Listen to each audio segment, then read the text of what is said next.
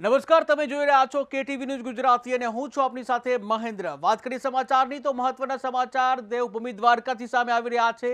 ત્યાં યાત્રાધામ હર્ષદમાં મહાદેવના મંદિરમાંથી શિવલિંગની ઉઠાંતરી થઈ છે।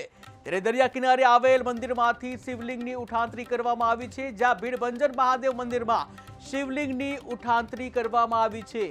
ત્યારે અસામાજિક તત્વો શિવલિંગ લઈ ફરાર થઈ ગયા છે। ત્યારે શિવલિંગ દરિયામાં ફેંકી દેતા શિવ ભક્તોમાં રોષ જોવા મળ્યો છે। જ્યાં પોલીસનો કાફલો ઘટના સ્થળે દોડી આવ્યો છે। તો મહત્વના સમાચાર સામે આવી રહ્યા છે દેવભૂમિ દ્વારકાથી। ઉલ્લેખનીય છે કે આવતીકાલે શિવરાત્રી છે અને આવી રીતે જ્યારે શિવલિંગની ઉઠાંતરી કરી દરિયા કિનારામાં ફેંકવામાં આવે છે ત્યારે જે કહી શકાય ભક્તોની લાગણી દુભાય છે। તો મહત્વના સમાચાર સામે આવી રહ્યા છે દેવભૂમિ દ્વારકાથી। યાત્રાધામ હર્ષદમાં મહાદેવના મંદિરમાંથી શિવલિંગની ઉઠાંતરી કરવામાં આવી હતી। ત્યારે દરિયા કિનારે આવેલ મંદિરમાંથી ભીડભંજન મહાદેવ મંદિરમાંથી આ શિવલિંગની ઉઠાંતરી કરવામાં આવી હતી।